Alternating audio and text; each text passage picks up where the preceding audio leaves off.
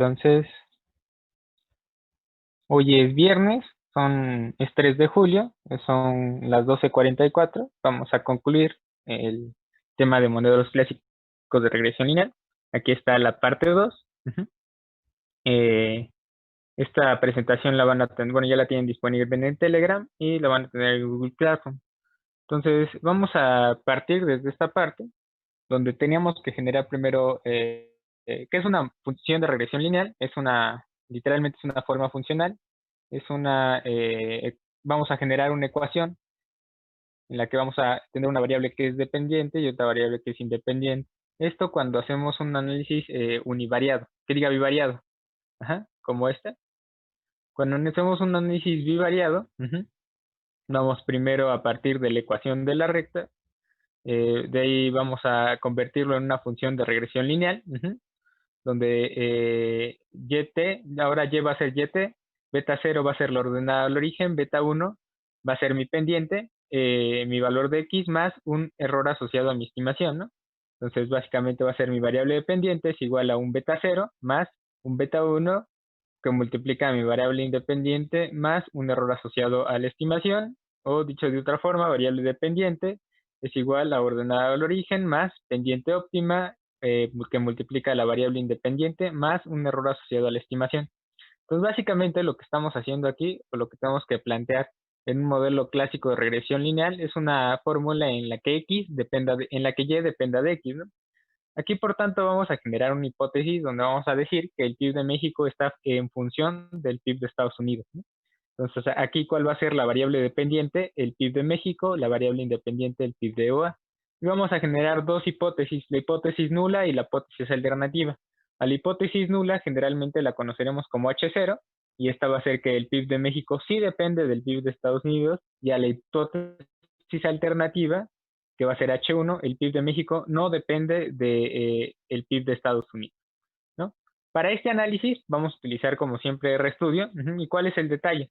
Como nosotros, aparte de generar el modelo lineal, vamos a hacer varias pruebas de hipótesis, vamos a tener que cargar varias librerías. Tidyverse, DT y Moment. Tidyverse y DT nos sirven para crear tablas, gráficas y manipular datos, ¿no?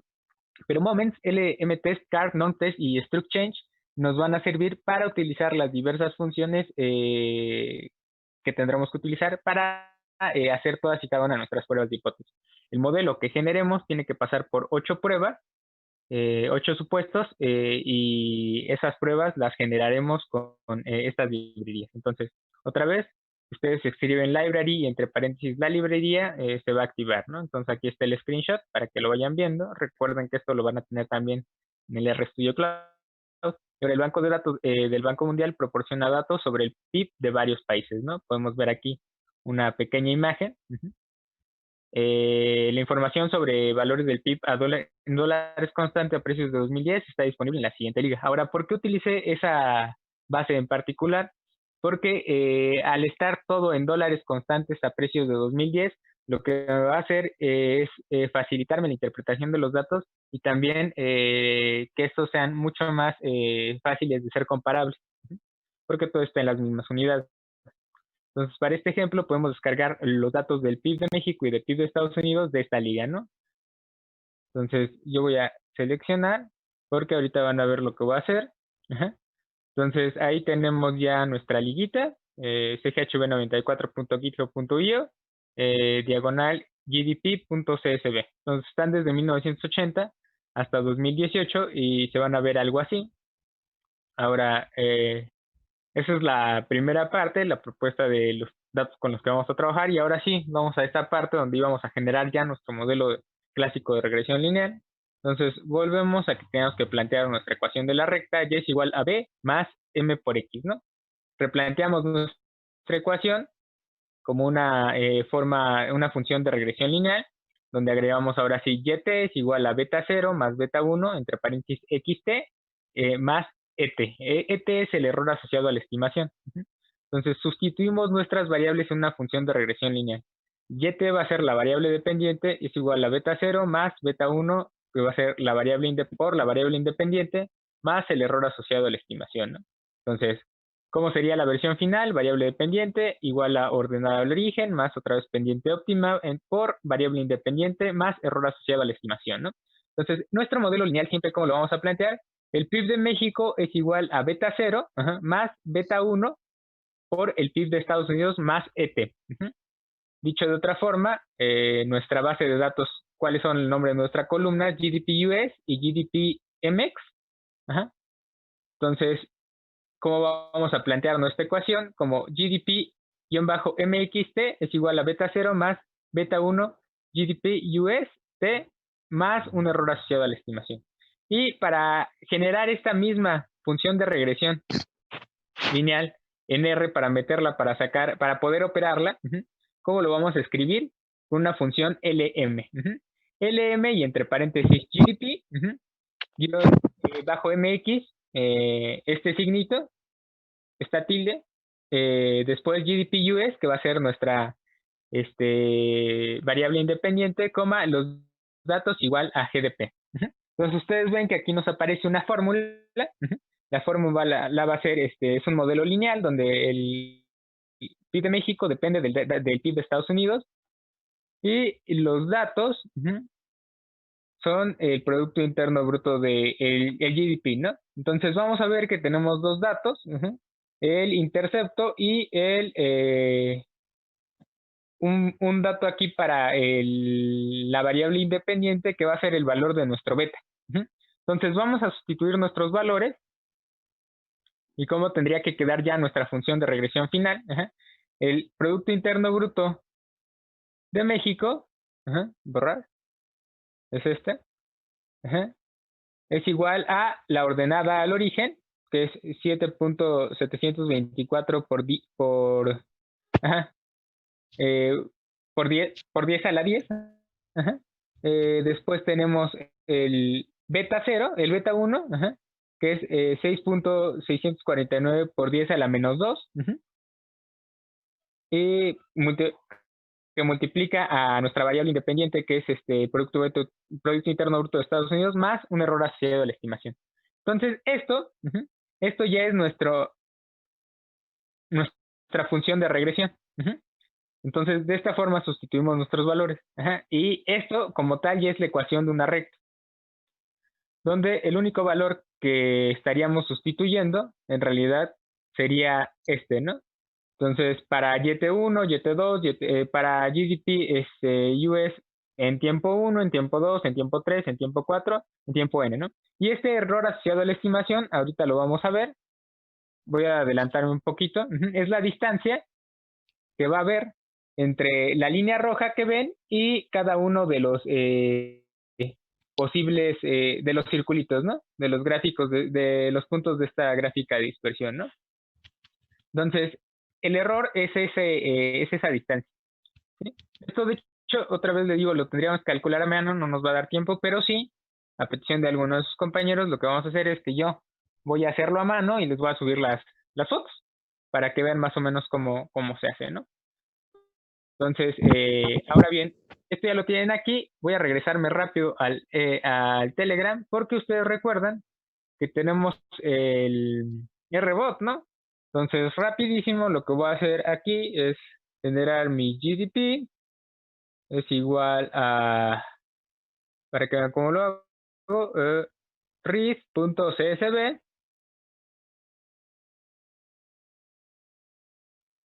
Y entre paréntesis y entre comillas voy a pegar la dirección web de los datos, ¿no? Otra vez estaban en chb94.github.io diagonal gdp.csv. Entonces yo voy a hacer esto y gdp para que los podamos visualizar. Recuerden que primero hay que iniciar nuestro kernel. Una vez que esté iniciado nuestro kernel y está ready, entonces ahora sí. No importamos si son los mismos datos, year, GDP US y GDP MX, ¿no? Que podían visualizar en el ejemplo que vamos haciendo. Y ahora rapidísimo, ¿cómo generábamos este modelo lineal? Habíamos dicho que era, vamos a llamarlo modelo, Ajá, esto es igual a la función LM, linear model, ajá, entre paréntesis vamos a poner GDP-MX, está en función, dejen encuentro el signo, no lo encuentro, aquí está en función de GDP-US,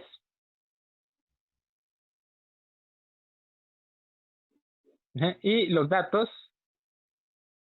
¿cómo se llamaban nuestros datos? Habíamos dicho que GDP, ¿no? Entonces vamos a dar intro, vamos a poner aquí abajo modelo para visualizar. Y ahí está, la misma fórmula que nos había generado. Ahora, ¿cómo obtenemos un resumen estadístico de ese modelo? Con summary y entre paréntesis el nombre del modelo que creamos, ¿no? En este caso le pusimos modelo. Ajá. Entonces ahí nos va a dar el resumen estadístico. Fácil, rápido, esto es cómo se hace en, en, en RStudio, en R, en el RBot así lo pueden hacer. Entonces pueden ir siguiendo las mismas indicaciones que se sugieren en el PDF que les enviamos, ¿no? Entonces vamos a reabrirlo para que continuemos, para que vean que todo lo que podamos, lo que vayan haciendo aquí se puede hacer en su consola. Lamentablemente las pruebas de hipótesis así no las van a poder hacer en el RStudio Cloud porque sí necesitan la activación de paquetes. Pero bueno, regresemos. Ya habíamos generado aquí nuestro modelo de regresión lineal. Ahora, ¿cómo lo vemos esto de forma gráfica? Ajá. Vamos a hacer justo una gráfica.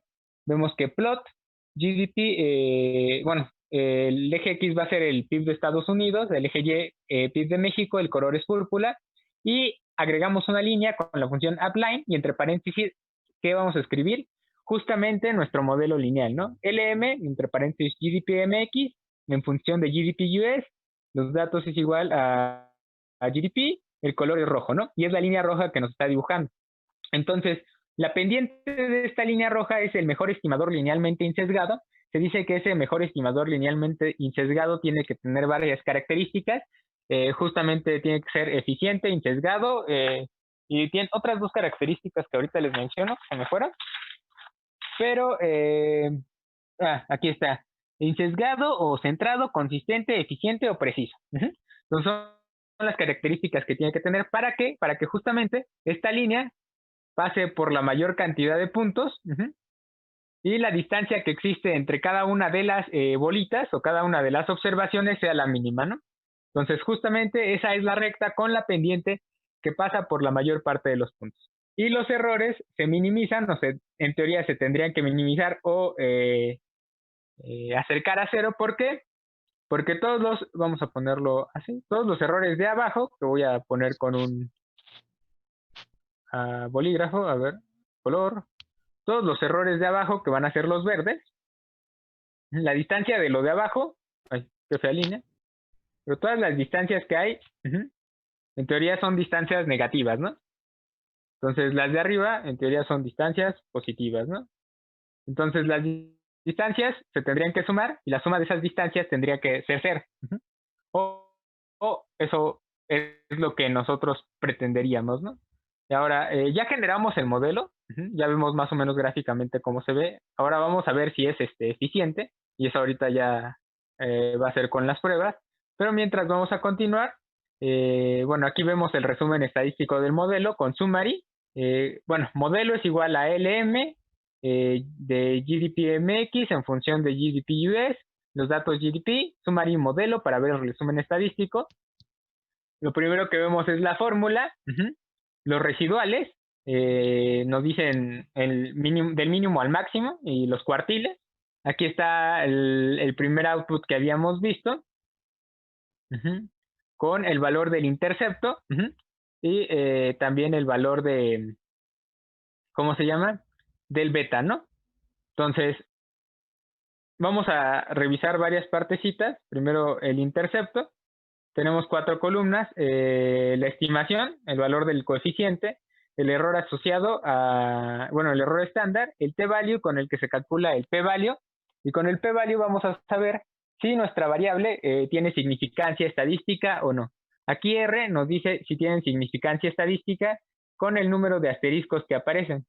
Si la probabilidad es 0, es muy significante. Básicamente, si la probabilidad es menor a 0.5, se dice que nuestra variable es, que digas, es menor a 5%, se dice que nuestra variable es estadísticamente significativa y por tanto sí puede ayudarnos a explicar la cosa que queremos explicar, ¿no? Entonces, en este caso, el Producto Interno Bruto de Estados Unidos, sí, su probabilidad es menor a 5%, por lo cual es estadísticamente significativa y por tanto sirve para explicar el PIB de México, ¿no?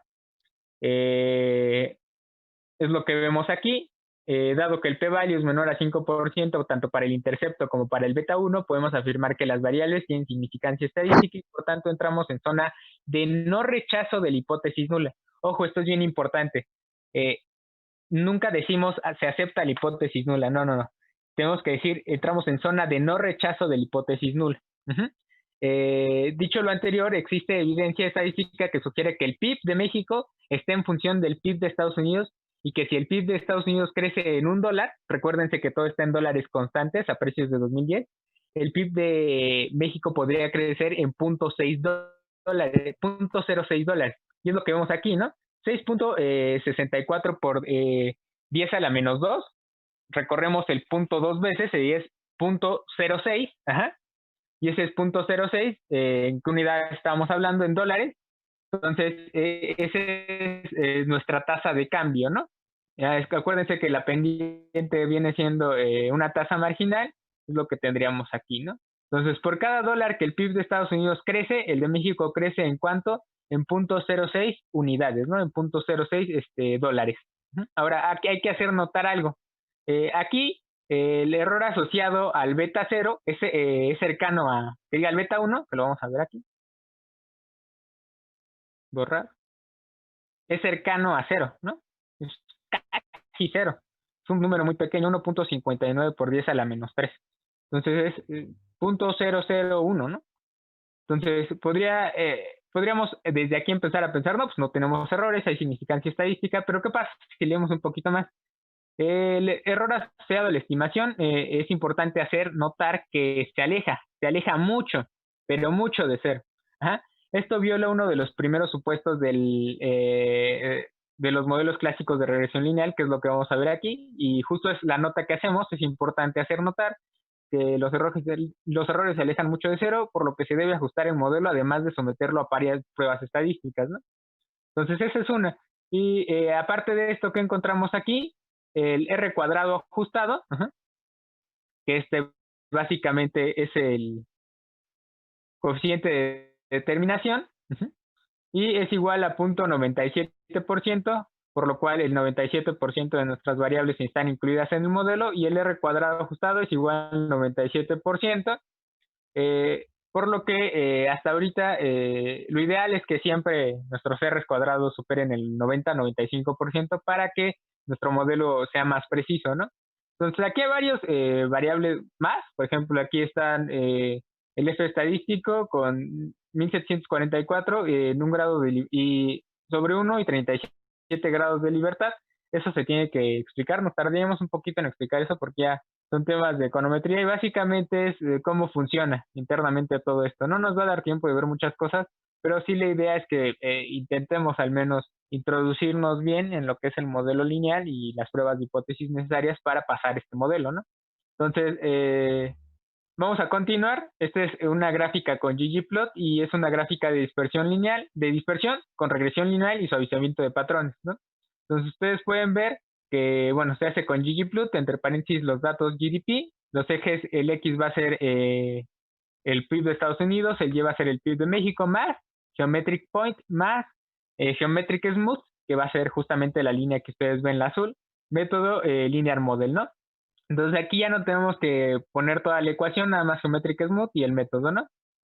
Entonces, rápidamente vamos a ver cómo existen unas pequeñas como sombras grises entre la línea y los puntos, y estas vendrían siendo cotas, una especie de cotas, y la idea es que para que se minimizara en realidad el error, los puntos tendrían que estar en esas cotas, ¿no? Vemos que se confirma lo que estábamos analizando desde aquí, que los errores se alejan bastante de cero, ¿no? Entonces, lo primero que esto nos arroja es que probablemente la regresión lineal no sea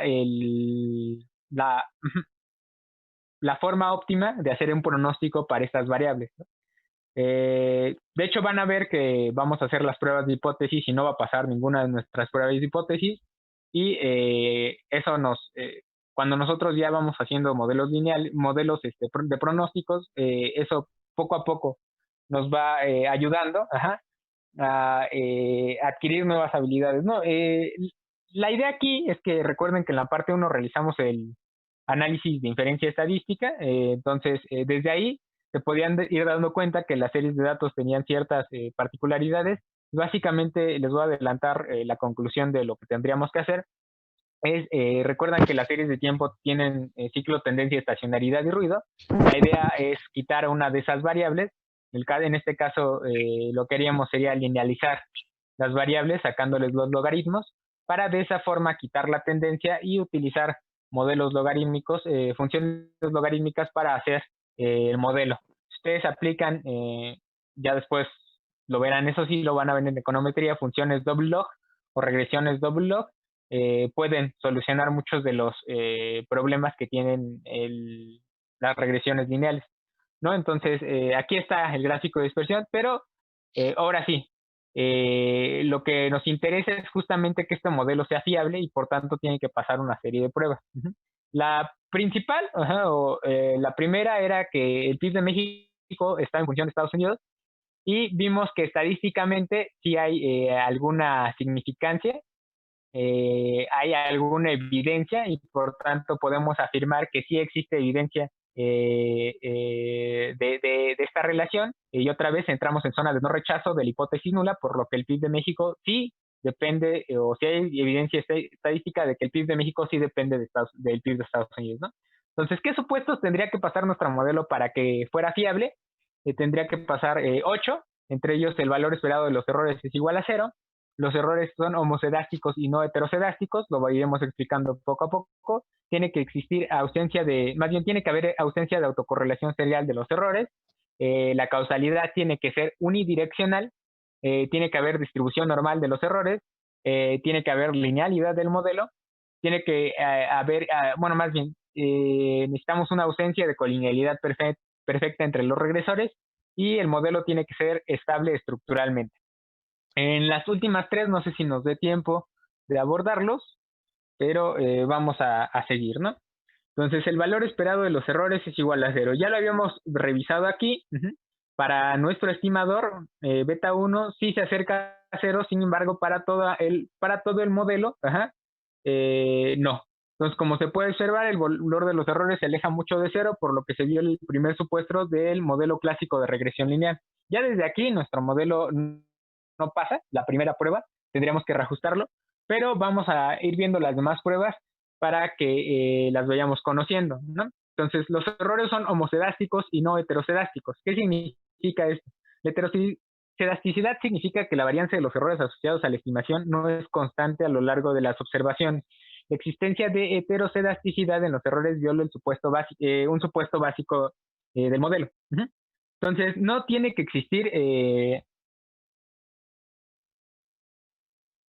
varianza de lo... espérame tantito. Es que tiene que ser no tiene que existir la misma varianza para cada uno de los regresores, ¿no? La varianza más bien tiene que existir la misma varianza para cada uno de los regresores, de las observaciones. La varianza se dice que tiene que ser constante. Entonces, es lo que buscamos, que nuestros errores sean homocedásticos. En el caso de que no se cumpla el supuesto anterior, vendrían a ser heterocedásticos. Ahora, hay varias formas de probar esto. Uno de ellos es el test Breusch-Pagan de homocedasticidad de los errores, que pueden utilizar, implementar con la función BP-test. Aquí sí necesitan activar las librerías que mencionamos al principio. Y qué es lo que nos va a mostrar el test. Un output como este, donde vamos a tener el valor del test Breusch-Pagan más, aquí está los grados de libertad, les digo que tendríamos que explorar muchas más cosas. Nos va a dar un valor, un p-value, ajá, y ese p-value lo tenemos que interpretar para saber si nuestros errores se comportan de forma homocedástica o heterocedástica. En este caso, el p-value es mayor al 5%.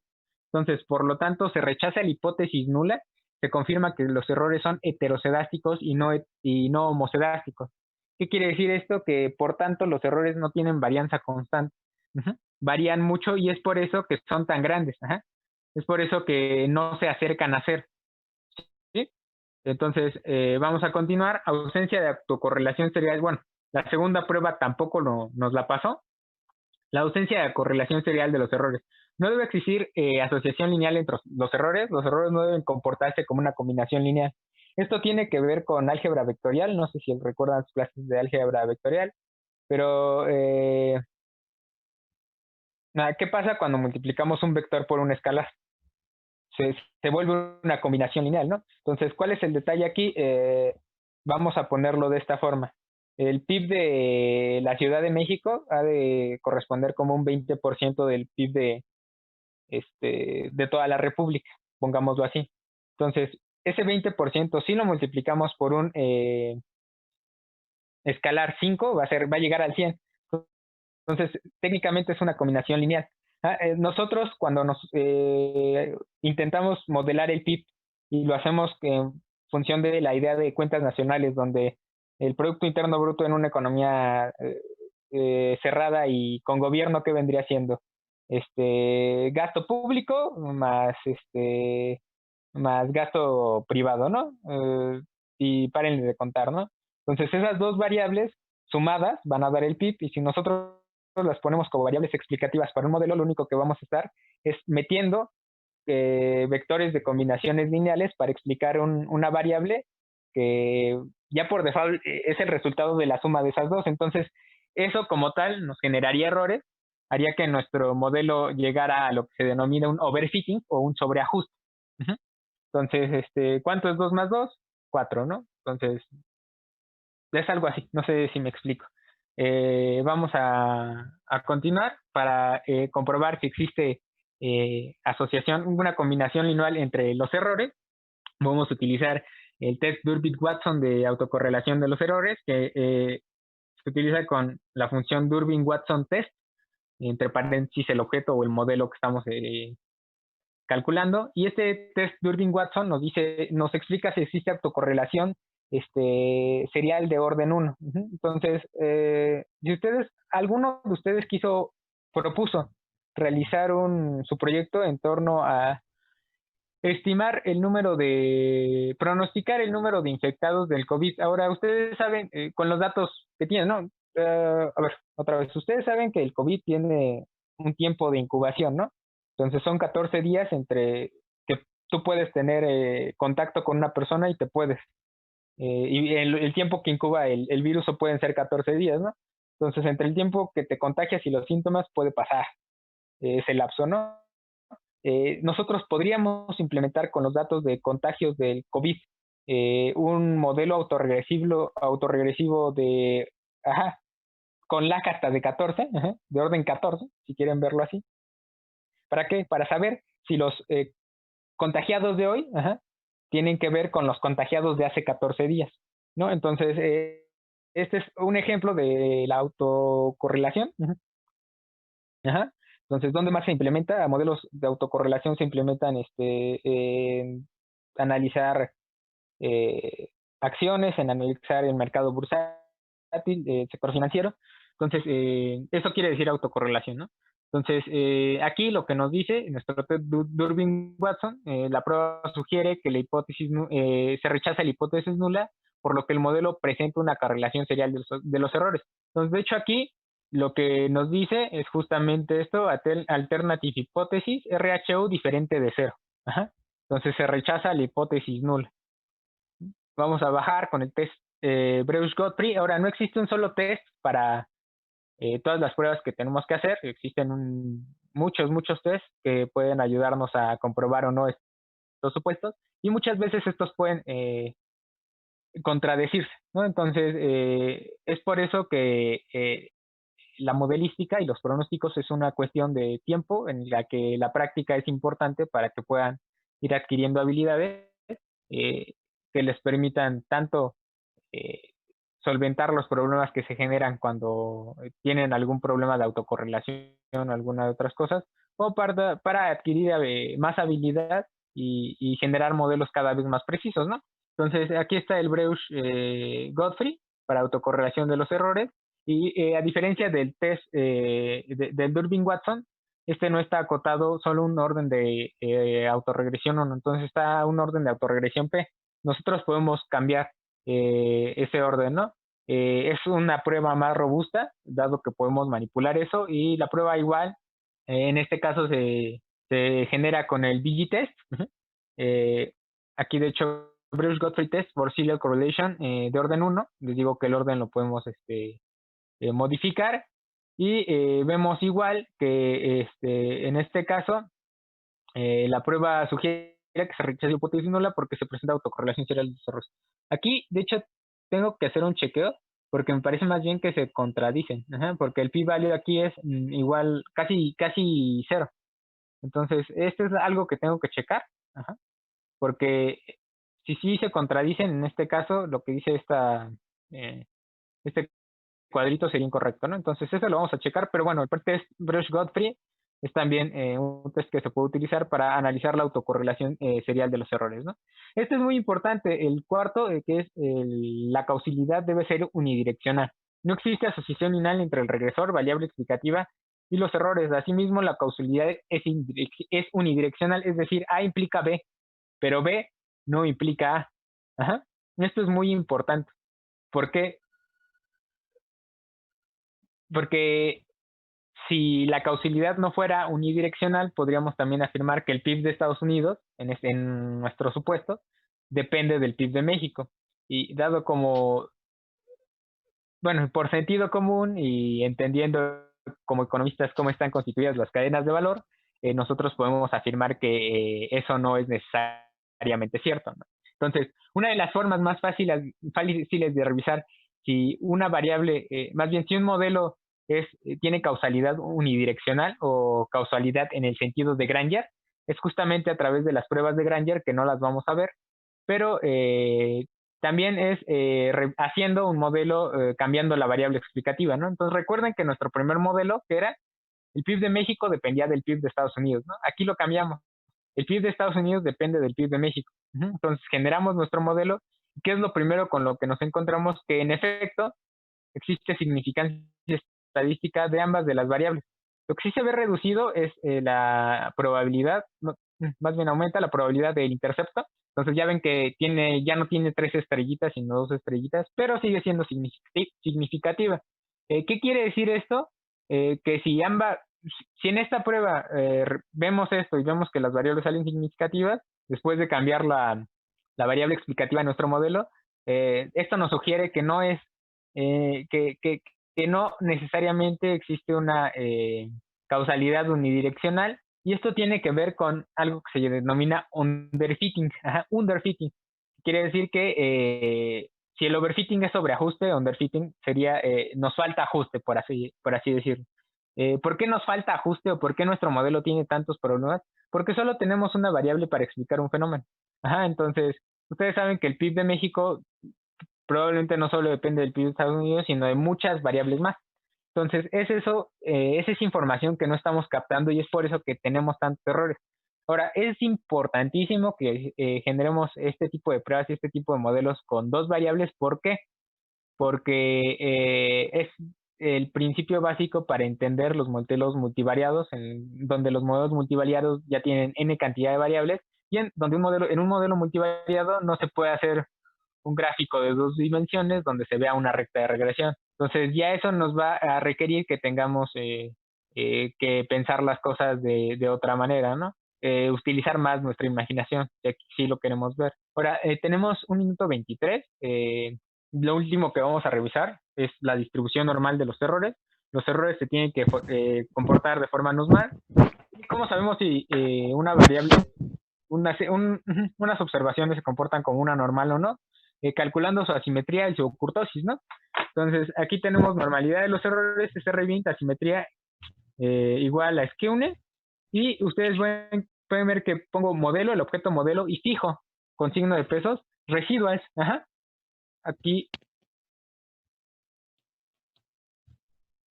esto es lo que estoy fijando, los residuales, ajá. Entonces, sobre ese vector, lo que estoy haciendo es sacar la asimetría y la kurtosis, ¿no? Entonces, de hecho, aquí me equivoqué también, porque en los dos saco la simetría. Aquí era kurtosis y la función que puse es squeamish, ¿no? Entonces ahí hay que corregirlo, pero vemos que al menos no son simétricos, ¿no? Eso ya, por default, ¿qué otra forma tenemos para comprobar si una serie de observaciones se comportan con una normal? Un histograma. Y el test Harkevera, que este es elaborado por un mexicano que justamente tiene aquí la fórmula y utiliza la kurtosis y la asimetría, ¿no?